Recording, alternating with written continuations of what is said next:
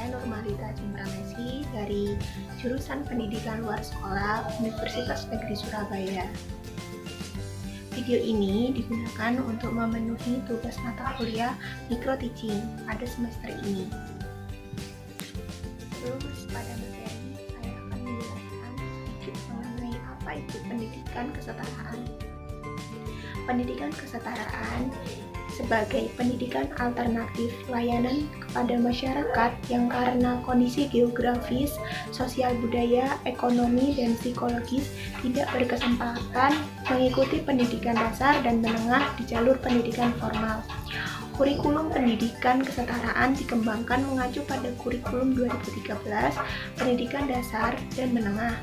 Hasil revisi berdasarkan peraturan Mendikbud nomor 24 tahun 2016. Pembelajaran pada pendidikan kesetaraan menggunakan prinsip flexible learning. Sesuai dengan karakteristik peserta didik kesetaraan, penerapan prinsip pembelajaran tersebut menggunakan sistem pembelajaran modular, di mana peserta didik memiliki kebebasan dalam penyelesaian tiap modul yang disajikan. Nah, modul yang saya gunakan pada pembelajaran kali ini yaitu modul tema 5 Kementerian Pendidikan dan Kebudayaan Direktorat Jenderal Pendidikan Anak Usia Dini dan Pendidikan Masyarakat dari Direktorat Pembinaan Pendidikan Keaksaraan dan Kesetaraan tahun 2017. Selanjutnya masuk pada materi.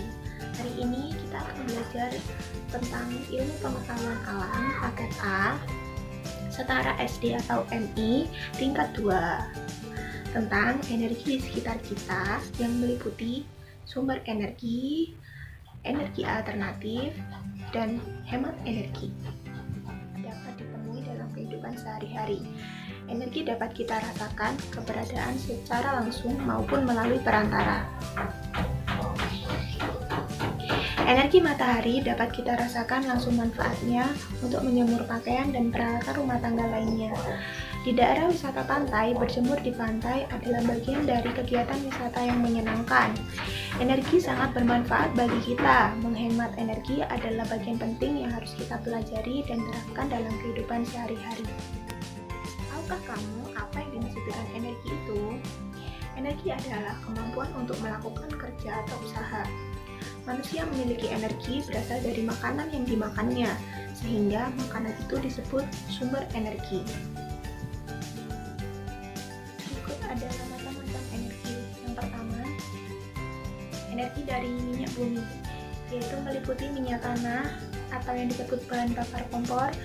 Yang kedua, bensin, bahan bakar motor dan mobil. Dan yang ketiga, solar, yaitu bahan bakar mobil dan mesin produksi. Berikut adalah macam-macam energi. Ada dua macam. Yang pertama, energi dari minyak bumi, meliputi minyak tanah, bensin, dan solar. Yang kedua, energi non-minyak bumi meliputi cahaya matahari, angin, air, gelombang laut, dan bahan bakar bio. Selanjutnya yaitu perubahan bentuk energi. Tahukah kamu bahwa energi dapat berubah bentuk? Dalam kehidupan sehari-hari, kita tidak pernah lepas dari energi. Kita berjalan membutuhkan energi. Sebelum membahas tentang perubahan energi, terlebih dahulu kita bahas tentang bentuk energi. Ada tiga, yaitu energi bunyi, energi panas, dan energi listrik. Mari kita membahas tentang energi bunyi. Bunyi dapat dihasilkan oleh benda yang bergetar. Sumber getaran benda yang dapat menghasilkan bunyi disebut sumber bunyi. Kita dapat mendengar bunyi dengan telinga. Sumber energi bunyi dapat ditemukan dalam kehidupan sehari-hari. Ada banyak sumber bunyi di sekitar kita. Contoh sumber-sumber bunyi yang ada di sekitar kita antara lain radio, televisi, alat-alat musik, dan klakson kendaraan bermotor. Selanjutnya kita akan membahas tentang sifat-sifat dari bunyi. Yang pertama, bunyi dapat merambat melalui benda padat, cair, dan gas. Rambatan bunyi melalui benda padat, contohnya bunyi detak jantung dapat didengar melalui stetoskop. Perambatan bunyi melalui benda cair, contohnya kita bisa mendengar suara dua batu yang dibenturkan satu sama lain di dalam air. Yang ketiga, perambatan bunyi melalui gas, contohnya kita bisa mendengar suara petir saat hujan.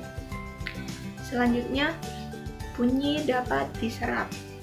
Bunyi dapat diserap atau diredam menggunakan benda lentur, misalnya busa, wol, atau karpet. Hal ini kita bisa temui di bioskop biasanya. Yang ketiga, bunyi dapat dipantulkan. Bunyi dapat dipantulkan jika mengenai benda padat seperti besi atau batuan, sehingga dapat dimanfaatkan untuk berbagai kebutuhan manusia, misalnya mengukur kedalaman laut dan mengukur panjang lorong gua. Tahukah kamu, amplitudo adalah simpangan terjauh dari kedudukan kesetimbangan. Kedudukan kesetimbangan adalah kedudukan benda pada saat tidak bergetar. Frekuensi adalah banyak getaran yang terjadi dalam 1 detik. Satuan getaran per detik disebut 1 Hz atau yang disingkat Hz. Bunyi yang frekuensinya teratur disebut nada, sedangkan bunyi yang frekuensinya tidak teratur disebut desah. Telinga sebagai indera pendengar. Pernahkah kamu berada di dekat pengeras suara yang bersuara keras? Apa yang kamu rasakan? Pasti kamu akan terganggu dan merasa tidak nyaman, bahkan bisa membuat telinga Anda sakit. Suara yang terlalu keras dapat mengganggu kesehatan telinga kita. Getaran bunyi merambat ke segala arah sebagai gelombang. Semakin jauh dari sumber bunyi, maka bunyi akan terdengar semakin lemah. Kuat lemahnya bunyi ditentukan oleh amplitudo, dan tinggi rendah nada bunyi disebut oleh frekuensi. Telinga manusia bisa mendengar suara dengan frekuensi 20-20.000 Hz. Sekarang mari kita simak bersama. Inilah bentuk telinga dari bagian luar dan telinga bagian dalam manusia. Bunyi yang jumlah getarannya antara 20-20 Hz disebut audiosonik. Bunyi yang getarannya kurang dari 20 Hz disebut infrasonik. Hewan adalah makhluk hidup yang dapat mendengar suara infrasonik, misalnya burung merpati, gajah, paus, kuda nil, badak, jerapah, dan jangkrik. Bunyi yang getarannya lebih dari 20 Hz disebut ultrasonik. Hewan yang dapat mendengar bunyi ultrasonik antara lain lumba-lumba, kelelawar, kucing, dan anjing. Telinga adalah organ tubuh manusia yang berfungsi sebagai indera pendengaran dan organ yang menjaga keseimbangan. Telinga bisa mendengar karena memiliki reseptor khusus yang berfungsi untuk mengenali getaran suara. Telinga sebagai indera pendengaran yang harus dijaga kesehatannya. Telinga yang sehat adalah telinga yang tidak kotor, tidak lembab, dan tidak berbau. Tahukah kamu cara menjaga telinga agar tetap sehat? Berikut ini hal-hal yang harus diperhatikan agar telinga kita tetap sehat. Yang pertama yaitu bersihkan telinga secara teratur. Telinga bagian dalam dibersihkan agar telinga tidak tersumbat. Pada saat membersihkan, lakukan dengan hati-hati agar tidak merobek bagian gendang telinga. Yang kedua, usahakan telinga selalu dalam keadaan kering. Jika telinga bagian luar basah, sehingga keringkan dengan kain halus. Yang ketiga, hindari suara yang terlalu keras, misalnya suara mesin yang bising. Jika berada di tempat yang bersuara keras, tutuplah telinga Anda. Jika ada gangguan pada telinga, segeralah periksakan ke dokter THT atau telinga, hidung, tenggorokan. Syarat-syarat terjadinya bunyi. Agar bunyi dapat didengar dengan baik, maka ada syarat yang harus dipenuhi, yaitu yang pertama, ada sumber bunyi yang bergetar, misalnya gitar dan lonceng. Yang kedua, ada zat perantara tempat bunyi merambat, misalnya udara, air, dinding, dan kayu. Yang ketiga, ada alat penerima bunyi, yaitu telinga. Selanjutnya yaitu energi cahaya. Sifat-sifat cahaya meliputi cahaya dapat merambat lurus, cahaya dapat dipantulkan, cahaya dapat menembus benda bening, cahaya dapat dibiaskan, cahaya dapat diuraikan. Berikut Berikut adalah gambar mata sebagai indera penglihatan dan bagian-bagiannya, bisa dilihat di sini. Selanjutnya saya akan menjelaskan bagian-bagian dalam mata yang meliputi kornea atau selaput bening. Kornea berfungsi untuk melindungi lensa mata, meneruskan cahaya yang masuk ke mata sampai ke retina. Kornea itu tidak berwarna atau bening dan tidak memiliki pembuluh darah. Pada orang berusia lanjut, kornea akan berubah menjadi keruh. Yang kedua, iris atau selaput pelangi. Selaput pelangi adalah selembar otot yang terletak di belakang kornea. Selaput ini memiliki pembuluh darah. Iris mata ada yang berwarna biru, hitam, atau coklat. Iris berguna untuk menggerakkan pupil ketika ada cahaya yang masuk ke dalam mata. Yang ketiga, pupil atau anak mata. Pupil adalah celah atau lubang bundar yang ada di tengah-tengah iris. Jika cahaya yang masuk sedikit, maka pupil akan melebar, dan jika cahaya yang masuk terlalu banyak, maka pupil akan mengecil. Yang keempat, lensa mata. Lensa mata berbentuk seperti lensa cembung dan tembus pandang. Lensa mata berfungsi untuk memfokuskan dan meneruskan cahaya yang masuk ke mata agar jatuh tepat pada retina. Yang kelima yaitu retina atau selaput jala. Retina merupakan selaput yang terletak di paling belakang. Selaput jala mempunyai sifat peka terhadap rangsangan cahaya. Yang keenam, otot mata. Bola mata bisa bergerak karena adanya otot mata. Otot ini berfungsi untuk mengatur gerakan bola mata. Gerakan ini menyebabkan mata bisa bergerak ke kanan, ke kiri, ke atas, dan ke bawah. Yang terakhir, saraf mata. Saraf mata berguna sebagai penghubung antara sel saraf dan retina dengan otak sebagai saraf pusat. Otak kemudian menyusun isyarat yang dikirimkan tersebut sehingga kita dapat melihat. Selanjutnya materi kedua yaitu energi alternatif. Pernahkah kamu melihat rumah dengan atap yang dipasang panel surya? Tahukah kamu apa fungsi panel surya yang diletakkan di atas atap rumah tersebut? Panel surya adalah alat yang terdiri dari sel surya yang mengubah cahaya matahari menjadi listrik. Matahari sebagai sumber energi terbesar dapat dimanfaatkan sebagai sumber energi. Bila Anda pernah melewati jalan tol di Indonesia, Anda dapat melihat penggunaan panel surya yang dipasang di atas tiang listrik sepanjang tol. Sumber energi yang berasal dari minyak bumi dan gas merupakan sumber energi yang tidak dapat diperbarui. Sumber energi ini ketersediaannya terbatas dan suatu saat akan habis. Saat ini manusia memerlukan sumber energi lain untuk memenuhi kebutuhan hidupnya. Sumber energi lain atau energi alternatif berasal dari sumber energi yang dapat diperbarui, yaitu sinar matahari, angin, air, panas bumi, gelombang air laut, dan biok. Penggunaan energi alternatif akan mengurangi kerusakan lingkungan. Berikut adalah kelebihan dari energi alternatif. Yang pertama, yaitu lebih bersih dan tidak mencemari lingkungan.